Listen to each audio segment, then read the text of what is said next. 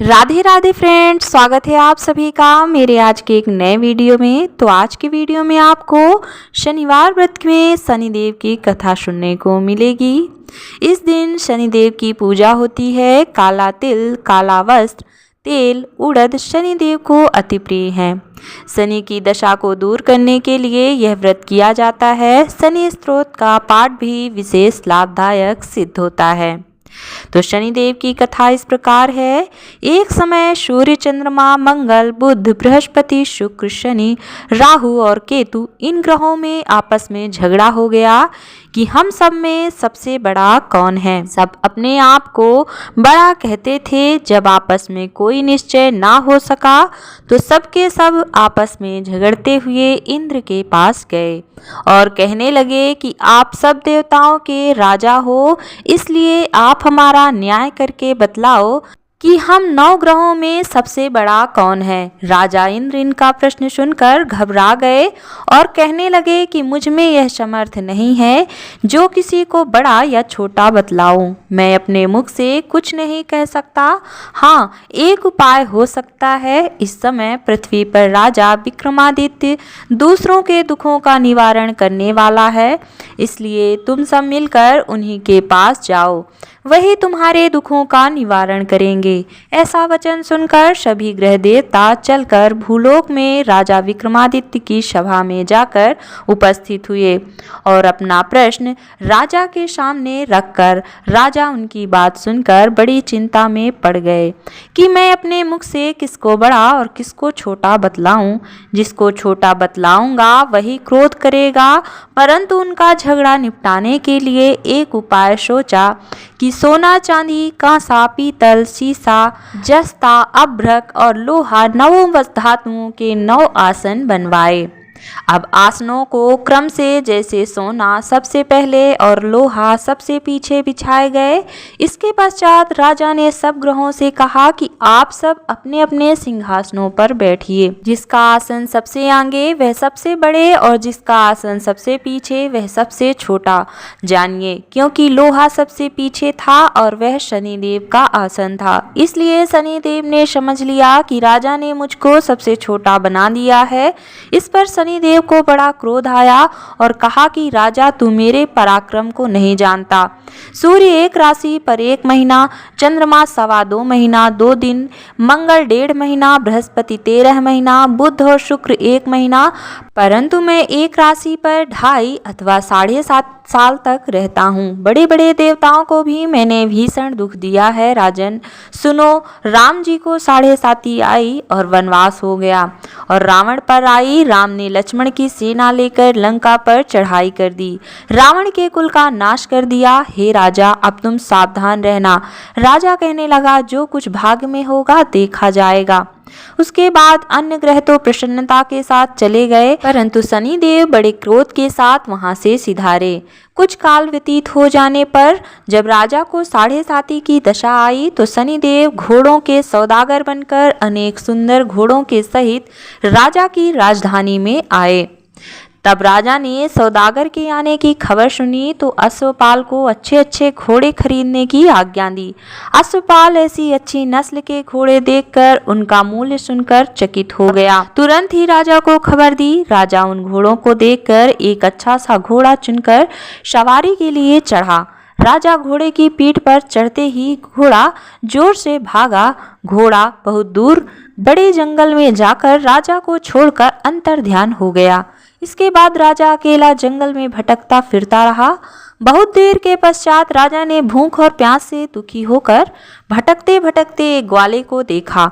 ग्वाले ने राजा को प्यास से व्याकुल देखकर पानी पिलाया।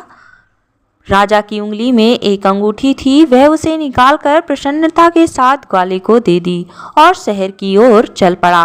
राजा शहर में पहुंचकर एक सेठ की दुकान में जाकर बैठ गया और अपने आप को उज्जैन का रहने वाला तथा अपना नाम वी का बतलाया। सेठ ने उसको कुलीन मनुष्य समझकर जल आदि पिलाया। भाग्यवश उस दिन सेठ की दुकान पर बिक्री अधिक हुई। तब सेठ उसको भाग्यवान पुरुष समझकर भोजन कराने के लिए अपने साथ ले गया।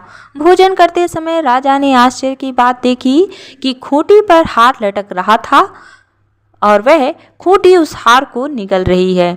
भोजन के पश्चात कमरे में आने पर जब सेठ को कमरे में हार ना मिला तो सबने यही निश्चय किया कि सिवाय वीका के और कोई इस कमरे में नहीं आया, अतः अवश्य ही उसी ने हार चोरी किया है। परंतु वीका ने हार लेने से मना कर दिया। इस पर 5-7 आदमी इकट्ठे होकर उसको फौजदार के पास लाए। फौजदार ने उसको राजा के सामने उपस्थित कर दिया और कहा कि ये आदमी तो भला प्रतीत होता है, चोर मालूम नहीं होता, परंतु सेठ का कहना है कि इसके सिवाय और कोई घर में आया नहीं, अवश्य ही इसी ने चोरी की है। तब राजा ने आज्ञा दी कि इसके हाथ पैर काट कर चौरंगिया किया जाए। राजा की आज्ञा का तुरंत पालन किया गया और वीका के हाथ पैर काट दिए गए। इस प्रकार कुछ काल व्यतीत होने पर एक तेली उसको अपने घर ले आया और कोल्हू पर उसको बिठा दिया। वीका उस पर बैठा हुआ जवान से बैल को हाँकता रहा। शनि की दशा समाप्त हो गई और एक रात को वर्षा ऋतु के समय वह मल्हार राग गाने लगा। उसका गाना सुनकर उस शहर के राजा की कन्या उस राग पर मोहित हो गई। दासी को खबर लाने को भेजा कि शहर में कौन गा रहा है। दासी शहर में फिरती फिरती क्या देखती है कि तेली के घर में चौरंगिया राग गा रहा है। दासी ने महल में आकर राजकुमारी को सब वृतांत सुना दिया। बस उसी क्षण राजकुमारी ने अपने मन में यह प्रण कर लिया, चाहे कुछ भी हो मैंने इस चौरंगिया के साथ विवाह करना है। प्रातः काल होते ही जब दासी ने राजकुमारी को जगाना चाहा तो राजकुमारी अनशन व्रत लेकर पड़ी रही। तब दासी ने रानी के पास जाकर राजकुमारी के ना उठने का वृतांत कहा। रानी ने तुरंत ही वहां पर आकर राजकुमारी को जगाया और उसके दुख का कारण पूछा तो राजकुमारी ने कहा कि माता जी, मैंने यह प्रण लिया है कि तेली के घर में जो चौरंगिया है उसी के साथ विवाह करूंगी। माता ने कहा, पगली यह क्या बात कर रही है, तुझको किसी देश के राजा के साथ परणाया जाएगा। कन्या कहने लगी कि माता जी, मैं अपना प्रण कभी नहीं तोड़ूंगी। माता ने चिंतित होकर यह बात राजा को बताई। तब राजा ने भी आकर यह समझाया कि मैं अभी देश देशांतर में अपने दूत भेजकर सुयोग रूपवान एवं बड़े से बड़े गुड़ी राजकुमार के साथ तुम्हारा विवाह करूंगा। ऐसी बात तुमको कभी नहीं विचारनी चाहिए। कन्या ने कहा, पिताजी मैं अपने प्राण त्याग दूंगी परंतु दूसरे से विवाह नहीं करूंगी। इतना सुनकर राजा ने क्रोध से कहा, यदि तेरे भाग्य में ऐसा ही लिखा है तो जैसी तेरी इच्छा हो वैसा ही कर।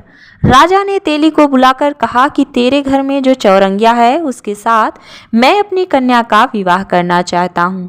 तेली ने कहा कि यह कैसे हो सकता है, कहाँ आप हमारे राजा और कहाँ मैं एक नीच तेली। परंतु राजा ने कहा कि भाग्य लिखे को कोई नहीं टाल सकता, अपने घर जाकर विवाह की तैयारी करो। राजा ने उसी समय तोरण और वंदरवार लगवाकर अपनी राजकुमारी का विवाह चौरंगिया विक्रमादित्य के साथ कर दिया। रात्रि में जब विक्रमादित्य और राजकुमारी महल में सोए तो आधी रात के समय शनिदेव ने विक्रमादित्य को स्वप्न दिया कि राजा, कहो मुझको छोटा बतलाकर तुमने कितना दुख उठाया। राजा ने क्षमा मांगी। शनिदेव ने प्रसन्न होकर विक्रमादित्य को हाथ पैर दिए। तब राजा ने कहा, महाराज मेरी प्रार्थना स्वीकार करें कि जैसा दुख आपने मुझे दिया है ऐसा और किसी को ना दें। शनिदेव ने कहा कि तुम्हारी प्रार्थना स्वीकार है। जो मनुष्य मेरी कथा सुनेगा या कहेगा उसको मेरी दशा में कभी किसी प्रकार का दुख नहीं होगा, और जो नित्य ही मेरा ध्यान करेगा या चींटियों को आटा डालेगा उसके सब मनोरथ पूर्ण होंगे। इतना कहकर शनिदेव अपने धाम को चले गए। राजकुमारी की आंख खुली और उसने राजा के हाथ पांव देखे तो आश्चर्य में पड़ गई। उसको देखकर राजा ने अपना समस्त हाल कहा कि मैं उज्जैन का राजा विक्रमादित्य हूँ। यह बात सुनकर राजकुमारी अत्यंत प्रसन्न हुई। प्रातःकाल राजकुमारी से उसकी सखियों ने पूछा तो उसने अपने पति का समस्त वृतांत कह सुनाया। तब सब ने प्रसन्नता प्रकट की और कहा कि ईश्वर ने आपकी मनोकामना पूर्ण कर दी है। जब उस सेठ ने यह सुनी तो वह विक्रमादित्य के पास आया और राजा विक्रमादित्य के पैरों पर गिरकर क्षमा मांगने लगा कि आप पर मैंने चोरी का झूठा दोष लगाया, अतः आप मुझे जो चाहें दंड दें। राजा ने कहा, मुझ पर शनिदेव का क्रोध था, इसी कारण यह सब दुख मुझको प्राप्त हुआ।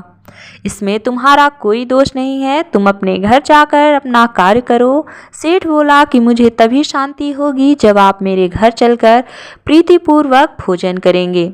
राजा ने कहा कि जैसी आपकी मर्जी हो वैसा ही करें। सेठ ने अपने घर जाकर अनेक प्रकार के सुंदर भोजन बनवाए और राजा विक्रमादित्य को प्रीति भोज दिया। थे एक अत्यंत आश्चर्य की बात सबको दिखाई दी। जो खूंटी पहले हार निगल गई थी वह अब हार उगल रही है।